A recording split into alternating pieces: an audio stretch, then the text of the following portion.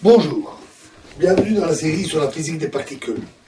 Alors quand les symétries internes forment un groupe de Lie compact, on peut choisir les phases des opérateurs représentatifs pour obtenir une représentation unitaire de son groupe de recouvrement. Cette représentation se sépare en composantes irréductibles qui agissent sur des sous-espaces de l'espace de Hilbert original. Ce dernier est donc généré par des multiplets d'état. Ici, nous allons brièvement décrire la symétrie SU3 ou modèle octet qui est valide avec un certain degré d'approximation au niveau des interactions fortes, interactions de type nucléaire. Il généralise l'invariance d'isospin familière des forces nucléaires introduite dans les années 30 par Heisenberg. C'est la symétrie proton-neutron. Pour les groupes de saveur plus grandes, c'est-à-dire les particules lourdes, comme pour l'électron muon, et c'est vrai aussi pour les autres particules, qui se manifestent à des énergies très grandes, il y a des traces de la symétrie SU4 à travers l'étude des résonances étroites, les résonances sur des particules dans un état excité de durée de vie extrêmement courte. Ce n'est certainement pas la fin de l'histoire. Notons d'une manière générale que c'est à travers les grands accélérateurs à très haute énergie qu'on détecte les nouvelles particules, la manière dont elles interagissent, les différentes symétries, toutes propriétés qu'on citera ici. Nous avons déjà vu ça pas mal en profondeur, ces différents types de relations entre particules, par exemple dans l'étude du méson K en mécanique quantique, dans la série sur la mécanique quantique.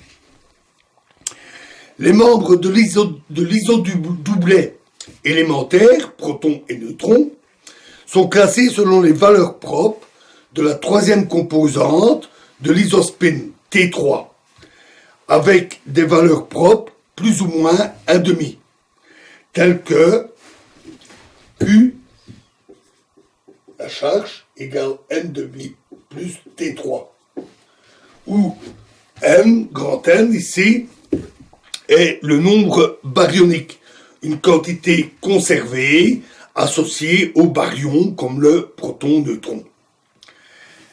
Dans le cadre lagrangien, les champs correspondants forment un isospineur, psi, qui est à deux composantes, Pn, et on néglige les différences de masse. Le terme cinétique est alors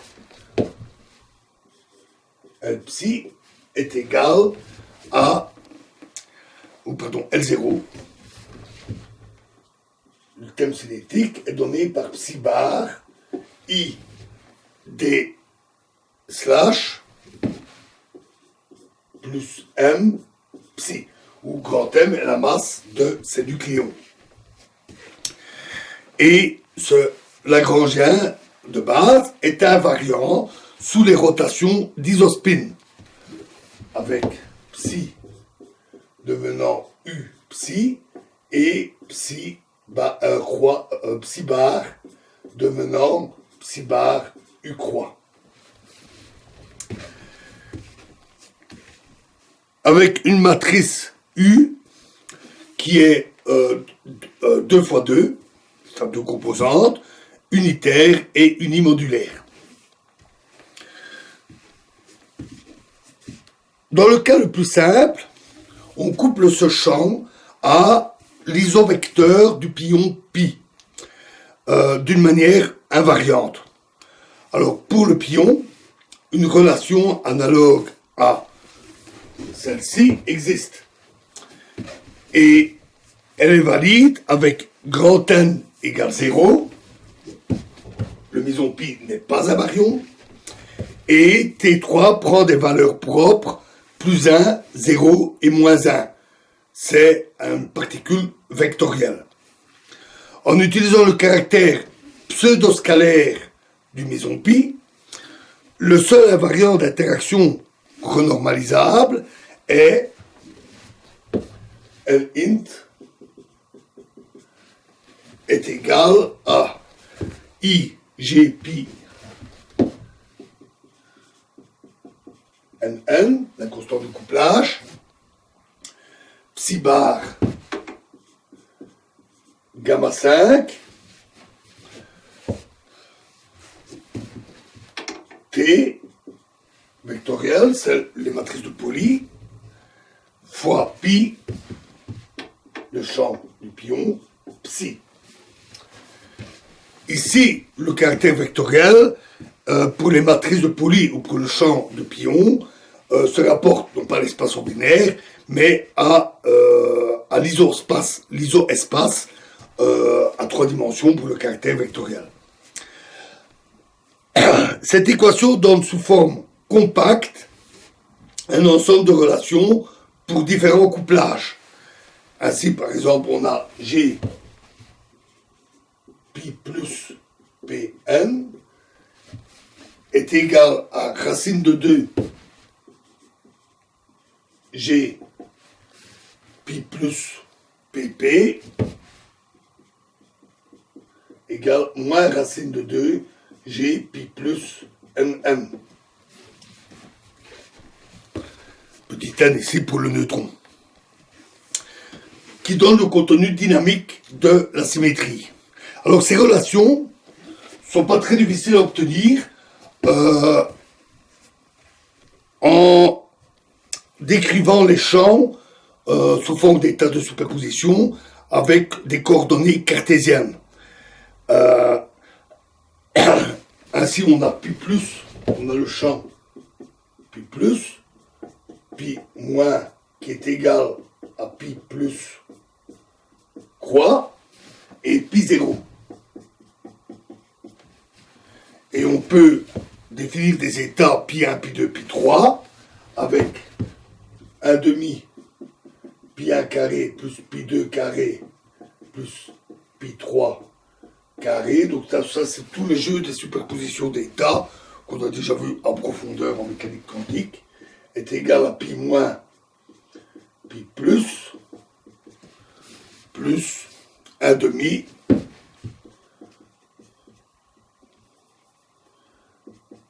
pi 0 carré. On a pi 0 égale pi 3 et pi plus ou moins est égal à 1 sous racine de 2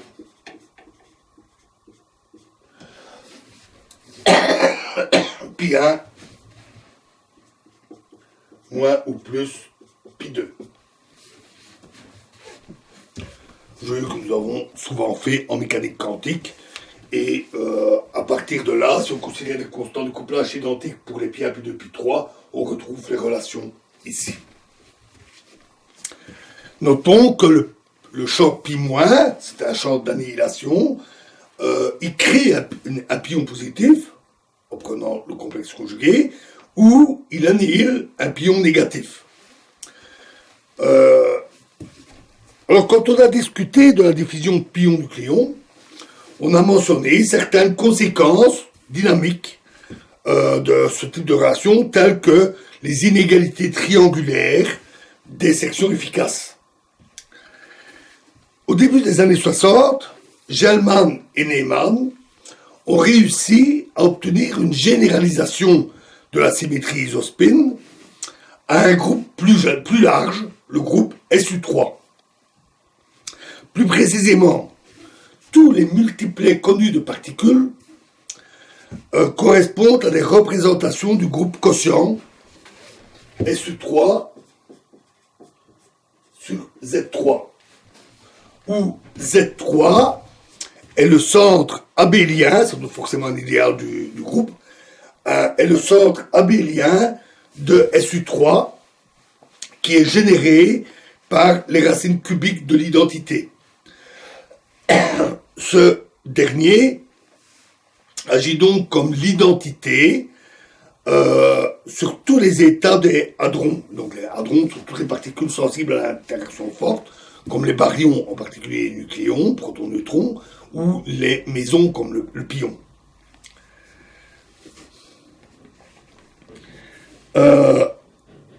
Et donc, tous ces triplets sont dits de trialité nulle. Rappelons que les représentations sont en pratique décrites en fonction de l'algèbre de Lie des générateurs hermétiques infinitésimaux du groupe. La procédure est familière en mécanique quantique, nous l'avons vu aussi en profondeur pour SU2 et SU3 dans la théorie des groupes.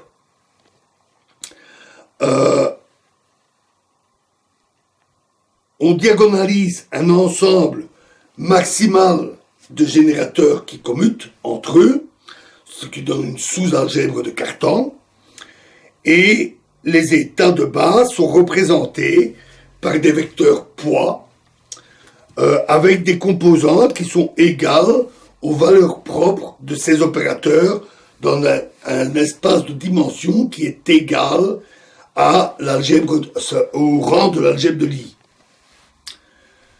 Nous avions vu cela avec SU2 et SU3. Alors, pour l'exemple justement familier de SU2, qui est de rang 1, c'est le plus facile, on l'avait vu, les diagrammes de poids sont donc à une dimension. L'abscisse des diagrammes étant la valeur propre de T3. On a ainsi